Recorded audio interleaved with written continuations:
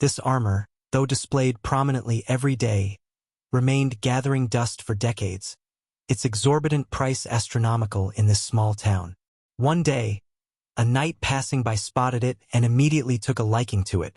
Despite being a nobleman and having recently earned a hefty bounty for conquering a dungeon, he could only silently step back upon seeing the price tag. Just 2 weeks prior, he had been an ugly vampire. A sizable vampire, having risked his life to consume the blood of the king of the Western 10 Forests, gained immense power. He then impersonated a knight to enter the dungeon and absorb the buffs of a lord-level being. However, being a newcomer to society, he quickly squandered all his money and bounty. Indeed, Laban ran over saying a large group of wanderers were outside the city, but the local Marin guild had managed to hold them off, preventing them from entering. Upon hearing this, Patrick immediately suggested I join the expedition. Hearing this, I asked him, puzzled, why Laban had spoken first, saying that this kind of raid was different from the dungeon raid and didn't require paying commissions. Moreover, Marvin was a merchant city overflowing with capital. Loot obtained here could be traded directly, eliminating transportation costs. Simply put, it was a golden opportunity to make money. Hearing about making money, I didn't hesitate at all and turned to walk towards the city gate. But before I'd taken a few steps, someone suddenly appeared and stopped us. I turned around and saw it was the same person who had wanted to trade with me earlier. Okay, wait a minute. His purpose in coming was to give me this black horse. I saw that the horse had a jet black mane and very defined muscles. Even someone like me who knows nothing about horses knew it was a peerless steed. Although I didn't know his purpose, as a knight, I certainly needed such a fine horse. So I mounted it and rode off.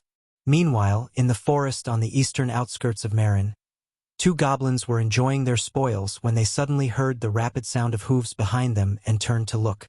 But I didn't give them much time to react, and immediately beheaded them. Seeing this, Milion said that most of the Marin Guild's frontline members seemed to have fallen in battle. I said this suited me perfectly, as I have no habit of sharing spoils. After galloping for a while, I saw a group of trolls in a clearing, attacking a blonde knight. Although he shouted that he wanted to enter the city, they would step over his corpse first. But with a roar from the trolls, his white horse instantly wet itself in fear. A second later, the white horse threw him off, turned tail and ran away, leaving the knight alone to face the trolls. Just as a troll's axe was about to be thrown at him, a spear suddenly came hurtling from afar, piercing the troll's head. Looking back, I saw myself charging towards him, long sword in hand.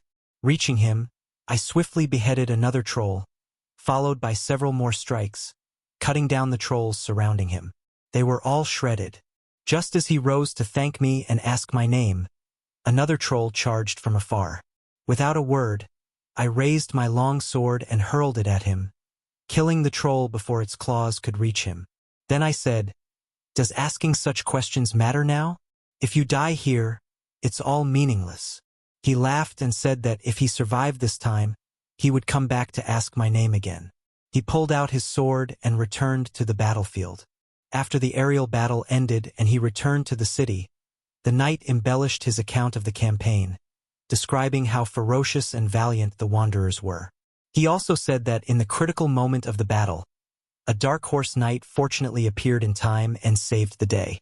Upon hearing this, everyone began to ask who this knight was. After some inquiry, the knight learned my name was Eugene. The others immediately erupted in excitement upon hearing this name, because they had recently heard that I had defeated a powerful figure before I even arrived. The legend had later single-handedly suppressed the dungeon's lord-level monster and was now protecting the city. But someone watching the dazed crowd couldn't feel happy. That person was Louis, Marvin's current mayor and representative of the Perrin Merchant Guild. He knew perfectly well that the greater my reputation, the harder I would be to control. He asked his granddaughter, Fletcher, if they were really going to just let it go. Fletcher said that everything was under his control. Now, he not only didn't care, but he actually hoped my reputation would grow even stronger. Because those who truly value reputation are the highest to climb, and the greater their fear of the abyss below. He asked Louise if she knew the boy beside him. Louise, was the one responsible for selling Eugene's spoils from the underground city to our merchant guild. Fletcher said yes, and as far as he knew, that boy was the illegitimate son of the Wen family. Upon hearing this, Louise's serious expression vanished, and he asked Fletcher if he wanted to continue before Fletcher could finish. That's right. Although we don't know exactly what Eugene wants to do. Judging from the current situation, he's trying to obtain a huge sum of money through business and fund that illegitimate son of the Wen family. So, if we can control them, perhaps we can control the future Wen family. After hearing her granddaughter's explanation, Louise smiled wickedly and praised, "That's a really good plan. In that case," she said, "as mayor, I'll offer Eugene a great gift." The next day he summoned me, saying he had important matters to discuss. By this time, I had already been hailed as a hero to the horses. After registering my arrival in the room, I first thanked him for the black horse, Fracher, which he had given me. Seeing my stunning appearance, he thought to himself that someone with such looks was a knight capable of tearing a troll's head off with his bare hands. The knights he'd met before were all muscular but simple-minded warriors. He felt I was quite different. But after I sat down, he said the armor the mayor had given me seemed perfect for me, explaining that it was made from a mixture of elshik and ogre bones. Even dragon fangs would have difficulty piercing it. After hearing the explanation, I politely replied that with this armor, I wouldn't have to worry about defense during my next dungeon raid. I also thanked him for solving the accommodation and food problems for my mercenaries. Fracher felt the atmosphere was right and prepared to make a small request. But to his surprise, I immediately stood up and said I was busy and had to leave. Frecker asked in astonishment where I was going. I told him I had to go to the dungeon in the low-temperature territory again, and my contract with the merchant guild seemed to only cover the buying and selling of goods from the dungeon, so this departure might be our last. Hearing this, Freichel was so angry he almost bit his lip and shouted, "Wait!" just as I was about to leave. I turned to ask if he needed anything, and he reluctantly said that the black horse he'd given me was an extremely expensive warhorse, and the armor I was wearing was priceless. Even my mercenary group received the highest level of treatment. He asked, "Do I think the items I brought back from the dungeon last time are enough to offset all this? Don't tell me you don't know there's no such thing as a free lunch. Are you just going to leave like this, abandoning your reputation? Are you going to let the people of the city know you're a shameless scoundrel?" To his words, I first chuckled, then said, "His words are truly absurd. He tries to order me around on our first meeting. Then, without my consent, they sent me many gifts I didn't want at all, and now they're using these gifts to demand a return. You, a mere merchant, dare to threaten me?" Upon hearing this, Freike's face darkened instantly, and he was at a loss for words. Conversely, Patrick and Laban wore wicked smiles. I then said that I had already signed a contract with your Pylon Guild. As long as you buy my things according to the contract, the people of Marin can say whatever they want about me, but if you spread any unfounded rumors, if you want to take the postgraduate entrance exam, then I will come back here and show you the consequences and price of your actions. In my opinion, this is the Pylon Guild and Ma Wansheng colluding to persecute and save the city's reputation. If another crisis occurs in the future, who will actually come to the rescue? Watching my departing figure, Freike's face was extremely grim. Finally, just as I was about to step out of the room, he called me back and apologized for my earlier behavior, saying that his greed in handling our relationship had gone too far, and therefore he wanted to start afresh, setting aside past grievances, and even expressed his desire to maintain our contract, offering to let me add clauses. As the vice president of the Chamber of Commerce, he had seen many things. Previously, they would grovel at his offer of substantial financial support. But now he realized I was not only different from them in appearance, but also vastly different in character. He could sense a dangerous aura emanating from me. Simultaneously, his business acumen told him he couldn't let me go. With investment, I could reap enormous rewards. After hearing his sincere apology, I stopped and returned to let him explain in detail. "But I hope you can come up with a very tempting offer." Hearing this, his anxiety subsided. When we came out, Million looked at my impressive attire and exclaimed, "Wow! I finally look like a true knight." He kept flattering me, which annoyed me, so I told him to shut up. Patrick, standing nearby, said the agreement I had just signed was excellent, and the Pylon Chamber of Commerce's business scale was extremely large. They have hundreds of branches throughout the country, with Marin as their main base. They primarily trade with nobles who possess local magical domains, much like the current one family. For such a large merchant guild to offer me unrestricted access to interconnected dungeons across various districts is an unprecedented offer.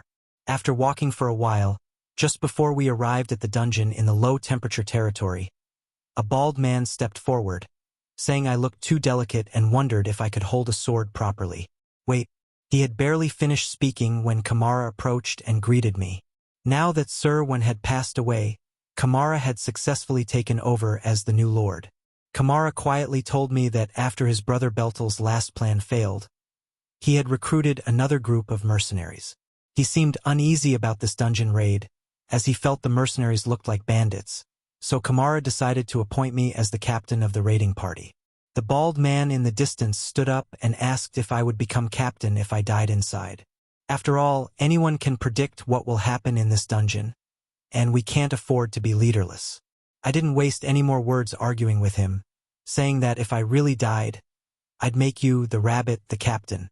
Million, observing his actions, subtly warned me that they might have ulterior motives. I said, "The moment I saw this group, I knew it was some trick Beltel was playing to get rid of me. But like that bald guy said, anything can happen in the dungeon." Million, sensing my intention, listened to my words and began to reveal an evil smile. Upon entering the dungeon, just like last time, the first thing we encountered was goblins. This time, dealing with them was even easier than before. In no time, I had wiped them all out. Seeing this, the bald man thought to himself, "My strength is indeed as terrifying as the rumors say. I can actually charge ahead alone and complete the work of the entire mercenary group. This overwhelming strength is like a shield erected at the forefront of the team, so he knows he must be even more cautious, because the opportunity to assassinate me might only come once." Thinking of this, he silently touched the poison-covered Itagaki. After dealing with these summer goblins, I told the people behind me that the area of the ultimate monster was just ahead. From now on, I can no longer worry about the safety of others. Those who feel they are strong enough can continue to follow, while the rest can now divide the spoils and leave. Hearing this, the bald man felt his chance had come, so he decisively led his men to follow Laban, even though he originally wanted to go with them. But Pak was stopped because he sensed from my words that I seemed to have other plans. After entering the cave, I thought to myself, last time I came here with Knight Clemma, I must say he is definitely a very good leader. Now I really want to know what he would do if he were in this situation. Those mercenaries Bertel hired, after following me into the cave, no longer concealed their murderous intent towards me. I turned around and said, "Looks like you're all eager to die." I said, "Let's start a water sphere." It gathered above my head. Then, Million's figure slowly appeared before everyone's eyes. The bald man immediately realized something was wrong. But before they could react, Million's water sphere shot jets of water onto all the torches.